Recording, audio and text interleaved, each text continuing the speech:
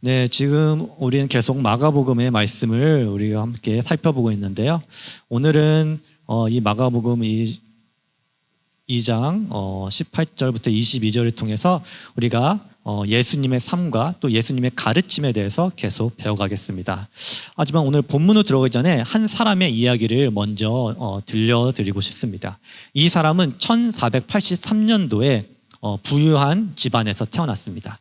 그래서 비록 평민이었지만 높은 수준의 교육을 받았고 그래서 법대에 들어가게 되었습니다. 하지만 법대에 들어간 후에 얼마 되지 않아서 이 사람은 죽음의 공포를 느낄 만한 그런 엄청난 일을 경험하게 되고 카톨릭 수도사로, 카톨릭 그 멍크로 되기로 결심을 하게 됩니다. 이 사람은 이 수도사로서의 이 사람의 삶은 완벽했습니다. 철저하고 엄격하게 이 수도사의 신앙생활을 했습니다. 매일 기도하고 매일 금식하고 매일 성경을 읽었습니다. 사흘 동안 빵 부스러기도 안 먹을 정도로 금식을 하고 일주일 동안 밤잠을 안 자고 철야로 기도할 만큼 정말 말 그대로 목숨을 걸고 하나님을 찾았습니다. 그리고 매일 이 사람은 고해성사를 했습니다. 자신이 기억할 수 있는 모든 죄를 심지어 가장 작은 죄일지라도 고백했습니다. 그래서 그의 고해성사를 받는 신부가 지쳐서 이렇게까지 말했다고 합니다. 하나님은 당신에게 화나지 않으셨소. 당신이 하나님께 화난 것이 아니오. 만약 당신이 고백하려거든 살인이나 간음 같은 진짜 죄를 가지고 오시오. 이런 작은 죄들로 하나님을 괴롭히지 마시오. 이렇게까지 그 고해성사를 받는 신부가 말할 정도로 그는 철저한 고해성사를 했다고 합니다. 하지만 이래도 그는 멈출 수가 없었다고 말합니다. 이렇게 해도 평안이 없었기 때문입니다. 이렇게 해도 확신이 없었기 때문입니다. 이렇게 해도 이 정도는 구원받기엔 부족한 것이 아닌가라는 생각이 들었다고 합니다. 그래서 이 고민, 이 근심, 이 걱정이 계속 되었습니다. 왜 이 수도사가 평안이 없었습니까? 그는 종교는 있었지만 복음이, 은혜가 없었기 때문입니다. 그는 행위는 있었지만 은혜가 없었습니다. 율법은 있었지만 그리스도는 없었습니다. 이 수도사는 훗날 이 카톨릭의 그 면죄부 신학을 비판하고 사람은 오직 은혜로 구원받는다라고 외친 종교개혁자 마틴 루터였습니다. 이 마틴 루터가 일으킨 이 불꽃, 나의 행위로는 이롭게 될 수 없다라는 이 카톨릭 종교와 이 부딪히는 충돌하는 이 종교개혁이라는 산불이 지금 우리가 믿는 개신교, 우리의 신앙까지 이어졌습니다. 오늘 우리가 본 말씀이 바로 이 종교와 복음의 충돌입니다. 마가복음 2장 전체를 보면은 우리는 계속해서 예수님이 종교 지도자들과 충돌하는 것을 보게 됩니다. 예수님이 중풍병자를 고치면서 내 죄가 사함을 받았느니라고 말했을 때 서기관들이, 바리새인들이 이 사람이 어찌 이렇게 말하는가라고 칭송모독이다라고 말합니다. 예수님이 세리와 죄인들과 함께 식사를 하니까 바리새인들이 어찌하여 세리와 죄인들과 함께 식사를 하는가라고 질문합니다. 그리고 오늘 본문에서 바리새인들은 왜 예수님의 제자들은 금식을 하지 않느냐라고 질문합니다. 여러분 패턴이 보이시나요? 예수님은 계속 바리새인과 바리새인들 그 종교 체계와 충돌하고 계십니다. 계속 인간이 만든 이 규칙과 전통에 도전하십니다. 계속 형식적인 종교를 깨트리고 계십니다. 왜일까요?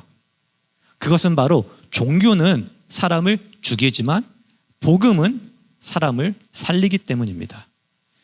그렇다면 여러분 오늘 이 말씀을 통해서 우리가 반드시 답해야 할 질문이 있습니다. 오늘 설교의 핵심 질문은 이것입니다. 여러분은 종교인입니까? 아니면 복음 안에 은혜 안에 있는 자입니까? 여러분 이건 형식적인 질문이 아닙니다. 이 질문에 여러분의 영원이 달려 있습니다. 여러분의 구원이 달려 있습니다. 오늘 이 설교가 끝나기 전에 반드시 여러분이 답해야 할 질문입니다. 그래서 오늘 이 설교의 제목, 이 낡은 부대에서 새 포도주로 라는 제목같이 우리가 낡은 부대에서 새 포도주로 변하기 위해서는 첫 번째 포인트는 습관적 종교 회귀는 영혼을 죽이는 것을 깨달아야 한다입니다. 자, 먼저 우리 18절을 다시 한번 볼게요. 우리 18절 다시 한번 함께 읽겠습니다. 시작.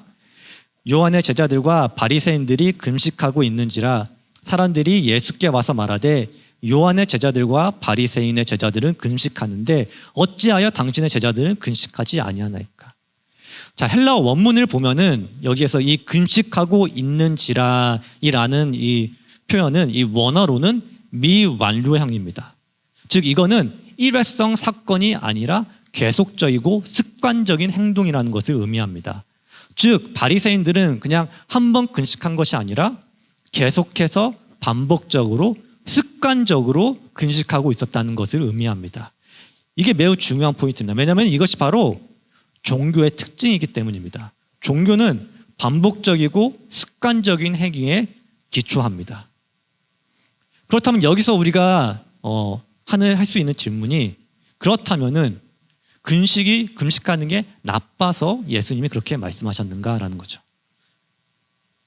답은 아닙니다. 금식 자체는 성경적이에요. 하나님은 금식을 명령하십니다. 구약에서도 보면은 레위기서에 하나님은 대속제일이라는 그 절기에 금식을 명령하십니다.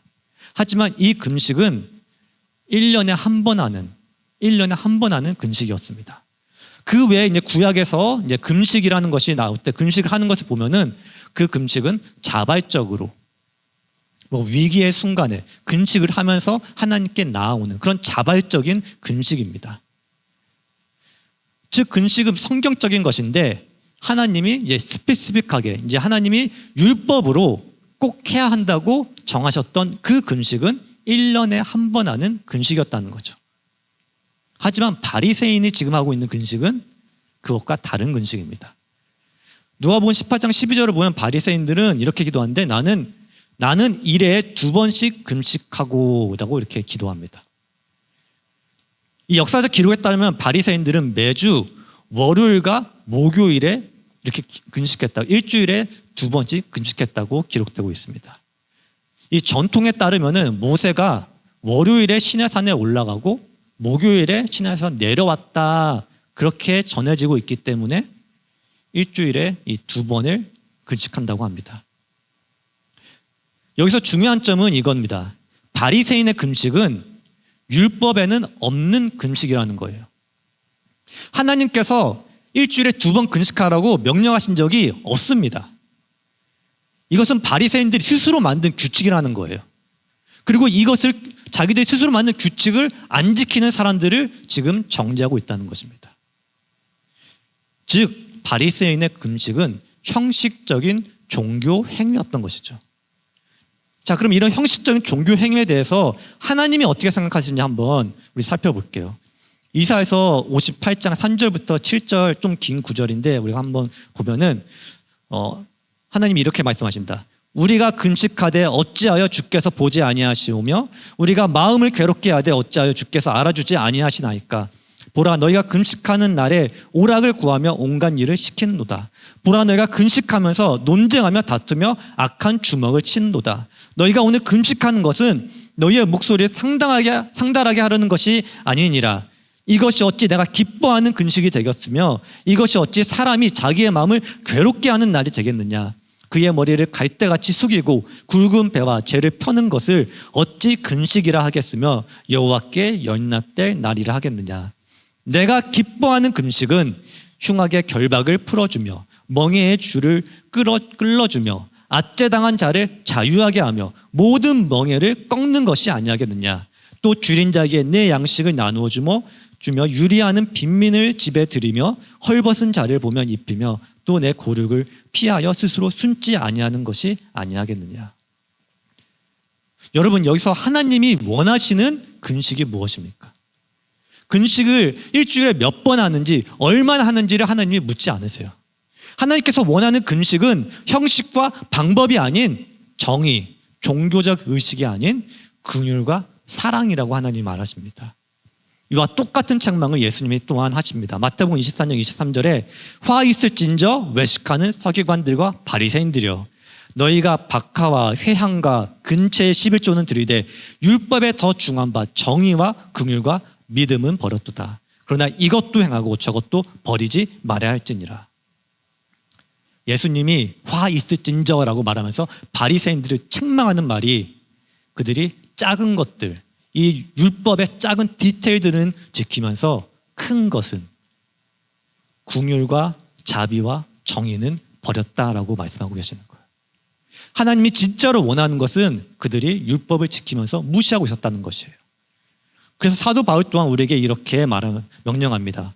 골로새서 2장 20절부터 23절을 보면 너희가 세상의 초등학문에서 그리스도와 함께 죽었거든 어찌하여 세상에 사는 것과 같이 규례에 순종하느냐. 곧 붙잡지도 말고 맛보지도 말고 만지지도 말라 하는 것이니 이 모든 것은 한때 쓰이고 없어지리라. 사람의 명령과 가르침을 따르느냐. 이것들은 자의적 숭배와 겸손과 몸을 괴롭게 하는 데에 때는 지혜 있는 모양이나 오직 육체 따르는 것을 금하는 데는 조금도 유익이 없느니라. 사람이 만든 규칙, 종교 행위는 겉으로는 유익하고 겉으로는 경건해 보이지만은 조금도 유익이 없다라고 말해요. 실제로는 아무 유익이 없다라고 말해요. 여러분 로마에는 스칼라 산타라는 거룩한 계단이라는 유명한 계단이 있다고 합니다. 이 계단이 유명한 이유는 이 빌라도 법정, 예수님이 심판을 받았던 그 빌라도 법정에 있었다고 여겨지는 28개의 대리석을 가지고 이 스칼라 산타의 계단을 만들었다고 전해져서 이 계단이 유명합니다. 그래서 이 계단에 전해지는 어떻게 보면 그 전설, 또 이야기가 이 계단을 올라가면서 기도하는 사람들에게는 연옥에 있는 영혼을 구할 수 있는 그 면제의 은총이 주어진다라고 전해졌습니다. 제가 앞서 소개했던 마틴 루터가 로마를 방문했을 때 이 마틴 루터도 이 계단을 찾았습니다. 전해지는 그 약속, 그 면제의 은총이 주어진다는 그 약속을 붙잡고 계단에 섰고 계단에 무릎을 꿇었습니다. 한 계단 한 계단 무릎을 꿇고 무릎을 꿇은 채로 무릎으로 이제 기어 오르면서 계단에 입을 맞추고 계단에 오를 때마다 주기도문을 외웠습니다. 대리석의 그 날카로운 그 돌바닥에 돌바닥에 무릎이 까지고 피가 배어 나왔고 땀이 비 오듯이 쏟아졌지만 그는 멈추지 않았습니다. 왜냐하면 이 자신의 고행이 하나님을 만족시키기를 원했고 이 고통의 대가로 내 영혼에 평화가 찾아오기를 간절히 바랐기 때문입니다. 하지만 마틴 루터가 계단에 오르면서 이런 생각이 들었다고 합니다. 이것이 진짜일지 어떻게 안단 말인가. 하지만 그는 결국에는 끝까지 무릎으로 계단을 올라갔고 그 마지막 28번째 계단에 올라갔을 때 그는 그곳에서 결국에는 다 올라갔지만 어떠한 평안도 찾을 수 없었다라고 합니다. 피 흘려가면서 모든 계단에 다 올라갔지만 아무것도 느끼지 못했다라고 합니다.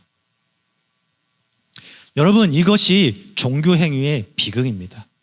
종교 행위는 결코 우리에게 만족을 주지 못합니다. 결코 평안을 주지 못합니다. 종교 행위는 항상 더 많은 것을 우리에게 요구할 뿐입니다. 여러분, 여러분의 신앙생활은 어떤가? 여러분의 신앙생활은 종교 행위인가요?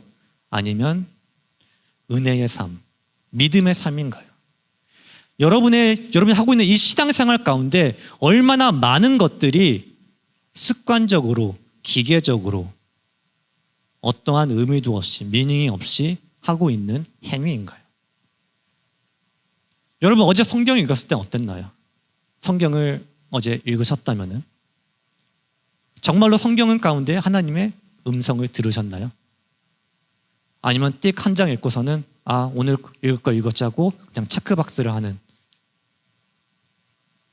그리고 큐티노트에 몇 줄 적고서는 바로 핸드폰을 다시 집어 들으셨습니까? 여러분이 큐티노트를 적고 있다면 지금 훈련반이 다 끝나가긴 하지만 훈련반 동안에 가운데 이제 큐티 노트를 하셨던 분들, 그 큐티 노트는 어땠습니까? 정말로 하나님과 그 말씀을 통해서 하나님과 하는 그 대화하는 시간이었나요? 아니면 단지 학교 숙제처럼 그냥 채워 넣는, 분량을 그냥 채워 넣는 그런 종교적 의무였습니까?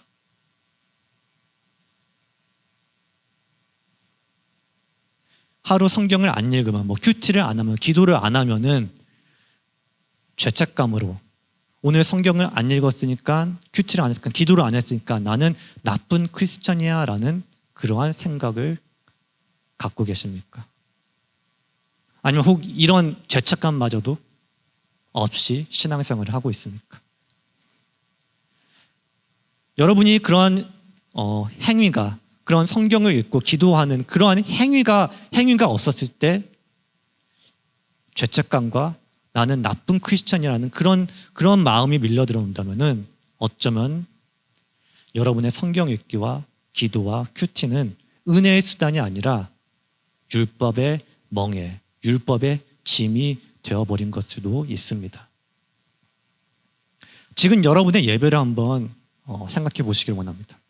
1시 반에 교회에 도착해서 늘 앉아있는 그 똑같은 자리에 앉고, 찬양이 시작되면은 잠깐 일어났다가 또 앉고, 이거를 그냥 반복하죠. 근데 그 예배 가운데 지금 예배 드리고 있는 여러분의 마음을 한번 살펴보세요. 오늘 찬양할 때 여러분 무슨 생각했습니까? 그냥 이 노래 언제 끝나지? 오늘 예배 끝나고 뭐 먹으러 가지? 왜 저 사람은 저렇게 또 찬양하고 저렇게 손을 들고 있지? 또 기도 시간은 어떻나요? 매주 예배 가운데 기도드리는 시간 가운데 기도 시간, 이 기도 언제 끝나냐? 왜 이렇게 오래 기도하지? 이런 생각하고 있나요? 그리고 설교 시간에는 얼마나 많이 졸고 있나요? 지금도 졸고 있는 사람들도 있겠죠. 지금 설교 제목, 지난주 설교 제목이 무엇인지 기억하시나요? 지난주 설교에서 한 가지라도 기억하고 있는 것이 있나요? 그리고 예배가 끝나고 집에 가면은 여러분 집에 가서 무슨 생각하시나요? 이번 주도 교회에 출석했으니까 출석 완료. 나의 크리스천 생활의 체크리스트 하나를 체크하고 넘어가는, 그것이 여러분의 신앙생활의 현재 모습인가요?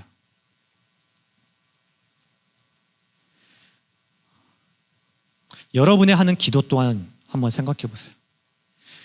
여러분은 혹시 지금 이렇게 기도하고 있지 않나요? 하나님, 오늘 하루 감사합니다. 건강 주시고, 가족 축복해 주시고, 공부 잘하게 해주시고, 좋은 직장 얻게 해주시고, 좋은 배우자 만나게 해주세요. 예수님 이름으로 기도합니다. 아멘. 30초 만에 끝나는, 그리고 바로 잠자리로 들어가는, 이게 여러분이 하고 있는 기도의 실체인가요?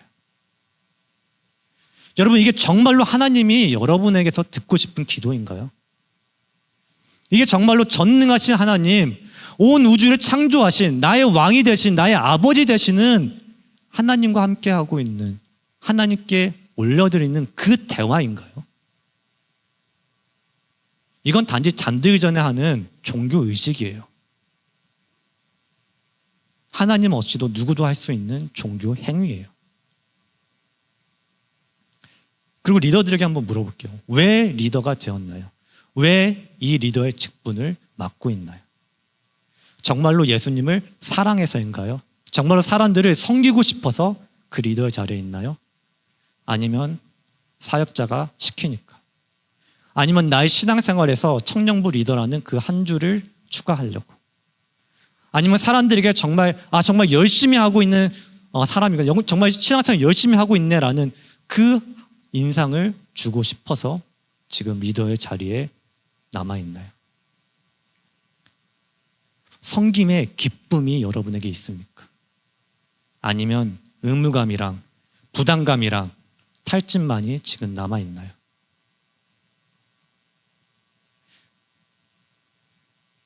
여러분의 섬김이 어느새 종교적 행위가 혹 되어버리지는 않았나요? 종교 행위와 복음, 종교 행위와 은혜 가운데 여러분은 지금 어디에 서 있습니까? 종교 행위는 우리에게 이렇게 질문합니다. 내가 무엇을 해야 하나요? 내가 얼마나 해야 하나님이 나를 받아주시나요? 내가 충분히 했나요? 이것이 바로 종교 행위입니다. 하지만 복음은, 은혜는 우리에게 이렇게 선포합니다. 그리스도께서 모든 것을 다 이루셨다. It is finished. 다 이루었다라고 말합니다. 또 종교 행위는 우리에게 이렇게 말합니다. 내가 하나님께 올라가는 사다리다. 내 행위로, 내 노력으로, 내 헌신으로 내가 하나님께 한 단계씩 올라가겠다. 하지만 복음은, 하지만 은혜는 우리에게 선포합니다. 하나님이 십자가를 통해서 우리에게 내려오셨다. 하나님께서 예수 그리스도 안에서 나에게 내려오셔서 나를 하나님께서 먼저 찾으셨다. 종교 행위는 나의 행위로 하나님을 감동시키려고 하는 거예요. 하나님, 제가 이만큼 했습니다. 제가 이렇게 열심히 했습니다. 이러니 나를 받아주세요. 이러니 나를 축복해 주세요. 하지만 복음은, 은혜는 하나님의 은혜로서, 하나님의 복음으로서 내가 변화되었음을 고백합니다. 하나님, 저는 아무것도 아닙니다. 하지만 하나님의 은혜가 저를 변화시켰습니다. 이렇게 고백하는 것이 바로 복음이고 은혜입니다. 종교 행위의 끝에는 의무감밖에, 죄책감밖에, 탈진밖에, 위선밖에 없습니다. 공허함밖에 없습니다. 계속해서 해야 해. 충분하지 않아. 더 해야 해. 이것으로 나아가다가 결국에는 더 이상 못하겠어. 너무 지쳤어. 끝없는 공허함밖에 없다는 거예요.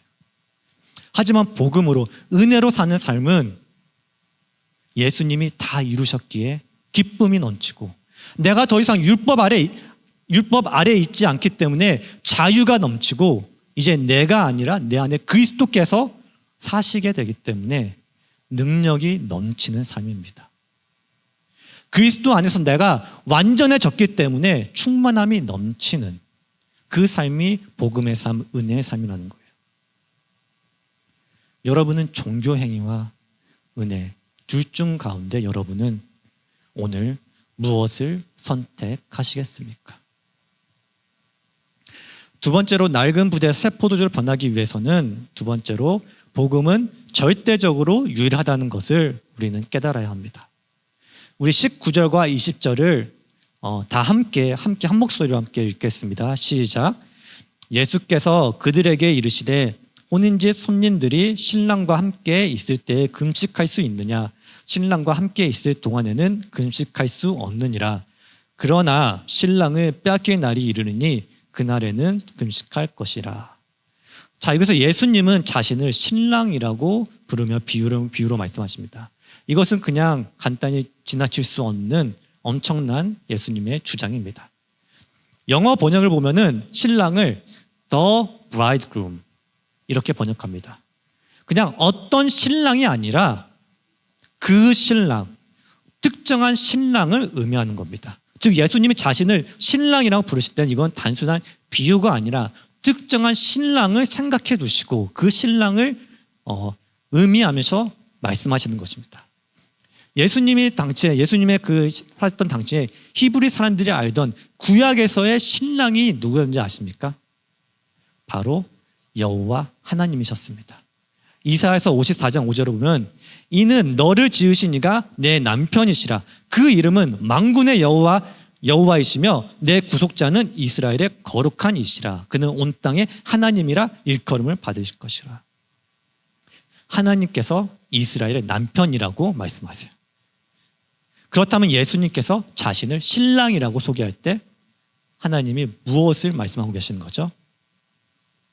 내가 단지 선생, 랍비가 아니라 선지자가 아니라 좋은 사람이 아니라 나는 이스라엘의 신랑, 나는 여호와 하나님이다 라고 지금 예수님이 선포하고 있는 거예요. 요한복음 10장 30절에도 예수님은 나와 아버지는 하나이라 라고 말씀하십니다. 아버지 하나님과 본질에서 하나라고 말씀하시죠. 더 명확하게 하실 수 없는 거죠. 그래서 사도 바울은 사도행전 24장 12절에 다른 이로서는 구원을 받을 수 없나니 천하 사람 중에 구원을 받을 만한 다른 이름을 우리에게 주신 일이 없음이라 하였더라라고 말합니다. 다른 선택지가 없다라고 말해요. 오직 예수 그리스도만이 유일한 구원의 길이라고 선포하고 있습니다. 이것에 대해서 바디 바우컴 목사님이 이렇게 설교했습니다. 당신이 모든 길이 하나님께로 인도한다고 말할 때 당신은 예수 그리스도를 거짓말쟁이라고 부르는 것입니다. 예수님께서 내가 곧 길이요 진리요 생명이니 나로 말미암지 않고는 아버지께로 올 자가 없느니라고 말씀하셨는데 당신이 아니요 다른 길도 있어요 라고 말한다면 당신은 예수님을 거짓말쟁이라고 부르는 것입니다. 당신이 다른 종교들도 유효하다라고 말할 때 당신은 사도들을 바보라고 부르는 것입니다. 사도들이 다른 이로서는 구원을 받을 수 없느니라고 선포했는데 당신이 아니요 다른 방법도 있어요 라고 말한다면 당신은 사도들을 바보라고 부르는 것입니다. 당신이 우리는 모두 같은 하나님을 섬긴다라고 말할 때 당신은 순교자들의 죽음을 헛되이 만드는 것입니다. 여러분 지금 우리는 이 복음의 유일성, 이 오직 예수를 외칠 때 조롱받고 정죄받는 세상에 살고 있습니다. 학교에서는 모든 종교는 이제 같은 산의 다른 길이라고, 정상은 하나고 올라가는 길은 여러 개의 길이 있다는 말을 합니다. 기독교만 옳다고 말하는 것은 무지와 편견이라는 그런 말을 하고 있습니다. 우리 옆에 앉아있는 친구한테도 너가 믿는 게 너만의 진리면 됐지 왜 나한테 요구하냐라고 말을 합니다. 직장에서도 이 회사는 다양성을 존중한다고, 우리는 모든 종교를 동등하게 대한다고, 그러니 당신의 종교적 신념을 다른 사람에게 강요하지 말라고, 이것은 직장 내 괴롭힘이 될 수 있다라고 그렇게 말하는 세상에 살고 있습니다.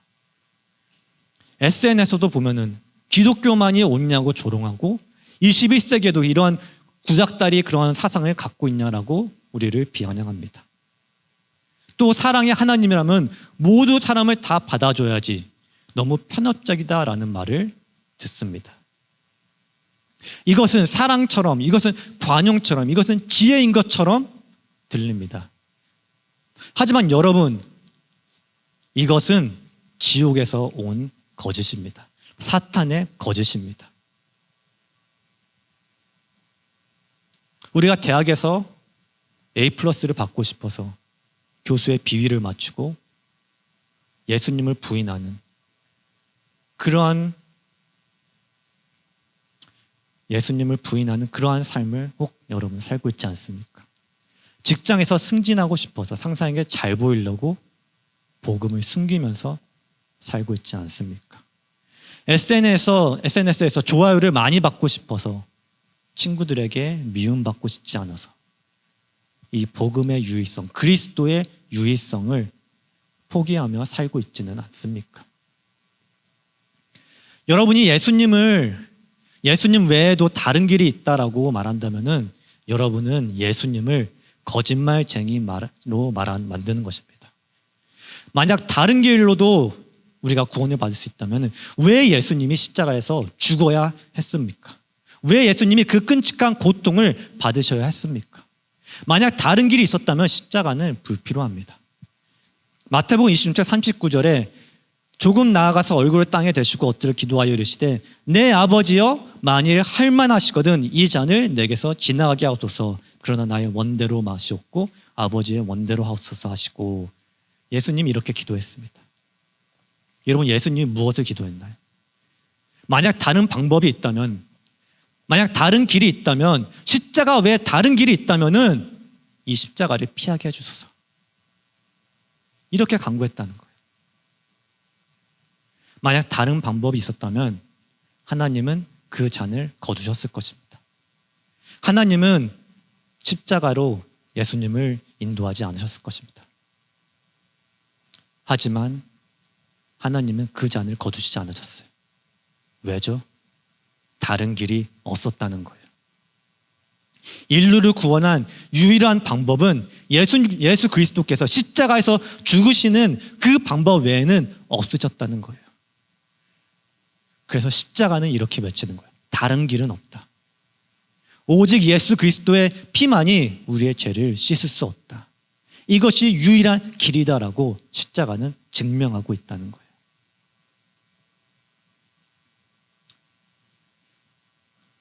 여러분, 이 십자가의 유일성, 이 복음의 유일성, 이 진리를 갖고 이 진리의 길을 가는 사람들에게 예수님은 이렇게 말씀하십니다. 요한복음 16장 33절에 이것을 너에게 이르는 것은 너희로 내 안에서 평안을 누리게 하려 함이라. 세상에서는 너희가 환난을 당하라. 담대하라. 내가 세상을 이기었노라. 여러분, 예수님이 어떻게 말씀하시나요? 담대하라. 여러분, 여러분의 믿음에, 여러분의 신앙 고백에 담대하세요. 담대하게 사세요. 예수님이 세상을 이미 이기셨습니다. 우리가 이 복음의 유일성을 고백할 때 우리는 편협한 것이 아니에요. 우리는 진리를 말하는 거예요. 우리가 예수님만이 길이라고 선포할 때 우리는 무지한 것이 아니에요. 우리는 사랑하고 있는 거예요. 진정한 사랑은 진리를 말하는 것이기 때문이에요. 여러분, 우리가 복음을 전해야 하는 이유가 또 하나 있습니다. 이 독점적인 진리, 이 예수님만이 진리라는 이 소식은 슬픈 소식이 아니라 기쁜 소식이기 때문이에요. 오늘 본문 다시 돌아가면 예수님이 무엇이라고 말씀하시죠? 혼인집 손님들이 신랑과 함께 있을 때는 금식할 수 있느냐? 신랑과 함께 있을 동안에는 금식할 수 없느니라. 예수님은 자기 자신을 또 복음을 결혼식으로 비유하셨다는 거예요. 기쁘고 즐겁고 자유로운 이 축제, 이것이 바로 복음이라는 거예요. 신랑이 함께 있는데 어떻게 슬퍼할 수 있겠냐고. 신랑이 함께 있을 때 함께 있는데 어찌 금식할 수 있냐고 이렇게 말씀하시는 거예요.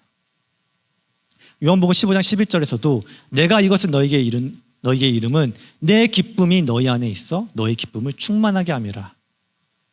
예수님의 목적이 너희 기쁨을 충만하게 하려, 우리의 기쁨이 충만하게 하려 함이라고 말씀하세요. 즉 예수님이 오심은 우리를 억압하려고, 우리에게 무거운 짐을 주려고 오신다는 게 아니에요. 우리에게 충만한 기쁨을 주시려고 오셨다는 거예요. 즉 우리가 모인 이 자리, 이 예배 자리가 바로 혼인 잔치가 되어야 된다는 거예요. 기쁨이 넘치는 결혼식 잔치가, 결혼식의 현장이 되어야 된다는 거예요. 그리고 이 결혼식, 이 잔치의 주인공은 누구죠? 우리의 신랑 되시는 예수님이 되어야 된다는 거예요. 내가 주인공이 아니라는 거예요. 결혼식 날 신부가 가장 돋보여야 되고, 신부가 원하는 것은 모든 것을 하는 것과 같이 이 예배는 예수님이 가장 돋보여야 되고, 예수님이 주인공이어야 되고, 예수님으로 인해서 기뻐하는 그러한 축제의 시간이 되어야 한다는 거예요. 여러분은 지금 그 신랑이신 예수님을 발견하셨나요? 지금 이 예배를 신랑이신 예수님을 위하여서, 예수님을 인하여서 기뻐하면서 드리고 있나요? 오직 신랑이신 예수님을 위한, 그 한 분만을 위한 예배가 지금 이 예배의 순간인가요? 세 번째로, 낡은 부대에서 새 포도를 번하기 위해서는 세 번째로 은혜와 행위는 절대로 공존할 수 없다는 것을 우리는 깨달아야 합니다. 이게 마지막 포인트인데 우리 21절과 22절을 함께 볼게요. 우리 함께 21절, 22절을 함께 읽겠습니다. 시작. 생배 조각을 낡은 옷에 붙이는 자가 없나니 만일 그렇게 하면 기운 새 것이 낡은 그것을 당기어 헤어짐이 더하게 되느니라. 새 포도주를 낡은 가죽 부대에 넣는 자가 없나니 만일 그렇게 하면 새 포도주가 부대를 터뜨려 포도주와 부대를 버리게 되리라. 오직 새 포도주는 새 부대에 넣으니라 하시니라. 예수님은 두 가지 비유를 사용하시는데 우리가 이 비유를 정확하게 이해하기 위해서는 이 고대 세계의 환경을 좀 이해해야 합니다. 예수님 말하는 이 생배, 새천은 아직 수축되지 않은 천입니다. 우리가 지금 입고 있는 이 현대의 옷은 이미 공장에서 수축 처리가 되어 나온 옷이라고 합니다. 하지만 고대에는 그렇지 않았다고 합니다. 만약에 이 새천을 낡은 옷에 꿰맨다면은 처음에는 괜찮아 보인다라고 합니다. 구멍이 메어졌으니까.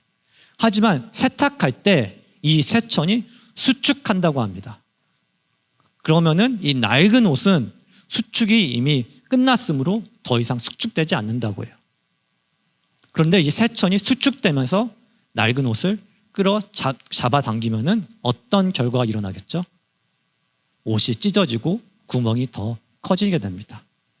처음보다 더 심하게 망가지는 결과가 나온다고 해요.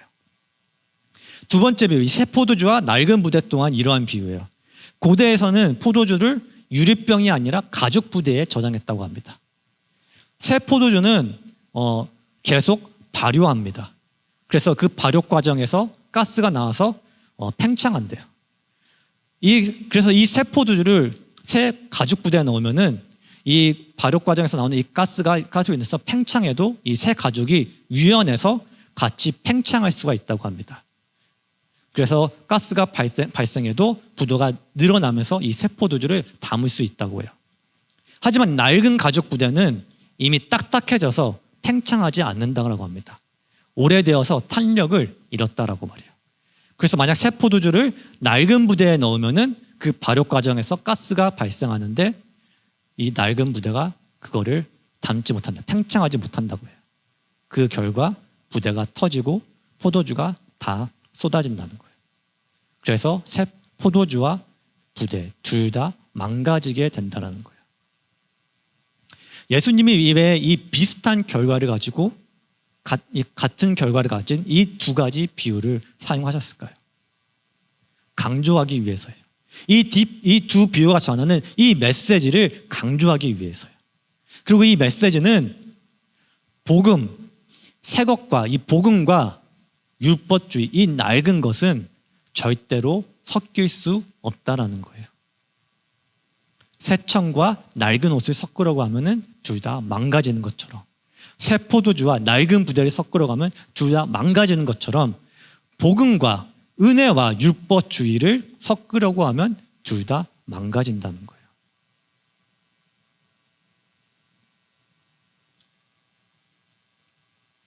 갈라디아서를 보면은 사도 바울이 갈라디아 교회에서 이러한 말을 합니다. 갈라디아서 2장 16절을 보면은 사람이 의롭게 되는 것은 율법의 행위로 말미암음이 아니요 오직 예수 그리스도의 믿음으로 말미암는 줄을 알므로 우리도 그리스도 예수를 믿나니 이는 우리가 율법의 행위로서가 아니고 그리스도를 믿음으로써 이롭다함을 얻으려 함이라. 율법의 행위로서는 이롭다함을 얻을 육체가 없느니라. 그리고 이어서 21절에 또 이렇게 선포해요. 만일 의롭게 되는 것이 율법으로 말미암으면 그리스도께서 헛되이 죽으셨느니라. 더 나아가 3장에서는 사도 바울이 화가 나서 이렇게 뱉죠. 어리석은 갈라디아 사람들이요. 성령으로 시작하였다가 이제는 육체로 마치겠는지. 여러분 혹시 이것이 우리의 신앙생활이 아닐까요? 이 어리석은 모습이 은혜로 구원을 받았는데 이제는 행위로 우리의 신앙생활을 이어가려고 하는, 행위로 성화를 하려고 하는 그 모습이 우리의 신앙생활의 모습이 아닐까요? 은혜는 하나님이 모든 것을 하셨다는, 나는 아무것도 기여한 것이 없다라고 고백하는 거예요. 전적으로 예수님 그리스도의 공로, 나는 그저 받기만 했다는 것을 고백하는 거예요. 행위는 내가 무언가를 해야 한다. 나의 노력이 그래도 무언가를 기여한다. 구원은 나의 노력과 하나님의 협력이다라고 고백하는 거예요. 여러분 이 둘은 정반대예요. 이 둘은 공존할 수 없는 거예요. 99% 하나님이라도 1%가 나라면은 그것은 구원이 아니라는 거예요. 1%라도 내가 기여한다면 그것은 더 이상 선물이 아니라 페이라는 거예요. 미국의 유명한 목사이고도 신학자이신 제임스 케네디라는 목사님은 이런 설명을 했습니다. 탁자 앞에 아름답게 포장된 선물이 있다라고 한번 상상해 보세요. 그 선물을 열어보니까 그 선물 안에는 100만 달러 수표가 있다고 합니다. 그리고 그 옆에 쪽지가 있다고 합니다. 여러분이 읽어보니까 이것은 당신을 위한 선물입니다. 완전히 무료입니다. 당신이 해야 할 일은 단지 손을 뻗어 그것을 받는 것뿐입니다. 라고 적혀 있다고 합니다. 그래서 여러분이 너무 기뻐서 이 선물을 받으려고 할 때 누군가 나타나서 이렇게 말한다고 합니다. 잠깐만요. 그것을 받기 전에 당신은 먼저 이 100층 건물 계단을 올라가야 합니다. 그래서 여러분이 생각합니다. 100만 달러를 위해서라면 할 수 있지. 그래서 당신은 계단을 올라가게 합니다. 100층에 도착했습니다. 그때 또 사람이 나타나서 말합니다. 잘하셨습니다. 근데 죄송합니다. 이것은 여전히 선물입니다. 하지만 한 가지만 더 하시면 됩니다. 이 바늘구멍에 실을 꿰어야 합니다. 그래서 또 이 바늘구멍을 깹니다. 그러다 또 그 사람이 나옵니다. 좋습니다. 잘하셨습니다. 그런데 한 가지만 더 해야 됩니다. 자, 여기서 질문하겠습니다. 이렇다면 이것은 여전히 선물인가요? 처음에는 그냥 받기만 하면 된다라고 했는데 이것도 해야 되고 저것도 해야 되고 그렇게 계속 한다면 이것이 선물, 프리인 선물인가요? 아니요, 이것은 더 이상 선물이 아니죠. 구원도 마찬가지입니다. 하나님께서 이것은 선물이다라고 말하지만 우리가 이것도 해야 되고 저것도 해야 되고 이렇게 말하는 순간 여러분 이건 더 이상 선물이 아닌 은혜가 아니라는 거예요. 내가 한 가지라도 여기에 더해야 한다고 느낀다면 이것은 은혜가 아니라는 거예요.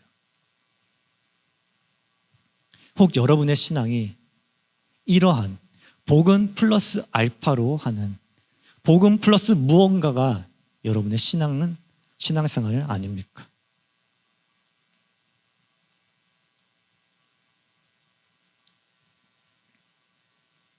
찰스 스퍼전 목사님은 이렇게 말씀하셨습니다. 만약 당신이 구원을 위해 그리스도께 한 가닥 실이라도 더하려 한다면 당신은 그리스도를 완전히 잃게 될 것입니다. 그리스도는 전부 아니면 전무입니다. 우리가 은혜에 무언가를 더한 순간 그것은 더 이상 은혜가 아니라는 것입니다.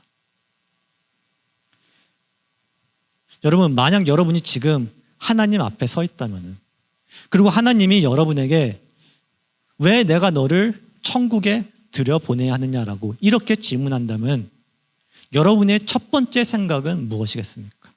여러분이 본능적으로 나오는 그 생각은 무엇이겠습니까? 제가 열심히 교회 다녔어요. 저 많이 섬겼어요. 저 도덕적으로 생활했어요. 저 11조 많이 냈어요. 전 나쁜 사람이 아니었어요. 만약 이런 것들이 가장 첫 번째로 드는 생각이라면은 여러분은 복음이 아니라 종교를 믿고 있는 것이에요. 여러분, 유일한 올바른 대답은 이거예요. 저는 아무것도 아닙니다. 저는 죄인입니다. 저는 들어갈 자격이 없습니다. 하지만 예수 그리스도의 피가, 오직 예수님의 피가 제가 들어갈 수 있는 유일한 소망입니다. 여러분, 말씀을 마무리하면서 잭 밀러라는 사람의 이야기로 설교를 마무리하기 원합니다. 잭 밀러라는 사람은 정통 장로교회 목사였습니다. 웨스트민스터 티올로지컬 세미나리를 졸업했고 졸업 후에 그곳에서 실천 신학 교수로 가르쳤습니다. 어떻게 설교해야 되는지, 어떻게 양떼를 돌봐야 되는지 가르쳤어요. 그리고 그는 동시에 목회를 하는 목사였습니다. 밖에서 보기에는 그는 완벽한 목사였습니다. 사람들이 존경했고 학생들은 그의 강의를 들으면서 은혜를 받았고 교인들은 그의 설교를 듣고 은혜를 받았습니다. 하지만 집에서는 다른 모습이었습니다. 그는 은혜를 설교했지만 율법으로 살았습니다. 그는 복음을 가르쳤지만 종교를 행했습니다. 1970년 본 잭 밀러는 45세였습니다. 그는 20년간 목회를 했고 신학을 가르쳤습니다. 그리고 45세에 그는 완전히 번아웃 되었습니다. 우울증에 빠지고 절망했습니다. 그래서 그는 결단을 내리고 두 직책을 모두 사임했습니다. 나는 더 이상 할 수 없다. 나는 실패자다라고 느끼며 몇 주 동안 좌절하고 있을 때 그는 점차 깨닫기 시작했습니다. 나는 왜 목회를 하고 있는가? 나는 왜 신학을 가르치고 있는가? 그때 그는 깨달았다고 합니다. 내가 잘못된 이유로 목회를 해왔다는 것을. 하나님의 영광을 위해서가 아니라 자신의 영광을 위해서, 사람들을 사랑해서가 아니라 사람들의 인정을 받기 위해서 섬긴 것을 깨달았다고 합니다. 그래서 그는 무릎을 꿇고 회개하기 시작했다고 합니다. 그리고 그가 회개했을 때 그에게 놀라운 일이 일어났습니다. 기쁨이 돌아왔습니다. 20년 만에 처음으로 그는 진정한 기쁨을 느꼈습니다. 그때 잭 밀러는 변화되었다고 고백합니다. 45세에 20년 동안 목회를 한 후에 그는 처음으로 그때 복음을 이해했다고 전합니다. 그는 나중에 이렇게 고백했습니다. 나는 40대 중반이 되어서야 비로소 복음을 이해했다. 나는 목사였고 신학을 가르쳤지만 나는 종교인이었지 그리스도인이 아니었다. 나는 은혜에 대해 말했지만 나는 율법으로 살았다. 나는 복음을 선포했지만 나는 복음 안에 살지 않았다. 나는 사람들에게 은혜를 가르쳤지만 나 자신은 은혜를 경험하지 못했다. 잭 밀러는 복음을 이렇게 요약했습니다. 기뻐하십시오. 당신은 당신이 아는 것보다 훨씬 더 나쁩니다. 하지만 기뻐하십시오. 하나님의 은혜는 당신이 감히 희망했던 것보다 훨씬 더 큽니다. 여러분, 여러분의 삶은 어떻습니까? 20년간 목회한 목사도 은혜로 살지 못했습니다. 설교단에 선 이 설교자도 율법자이자고 종교인이었습니다. 그렇다면 지금 여러분의 신앙생활은 어떤가요? 지금 여러분의 신앙생활은 습관적인 종교 행위인가요?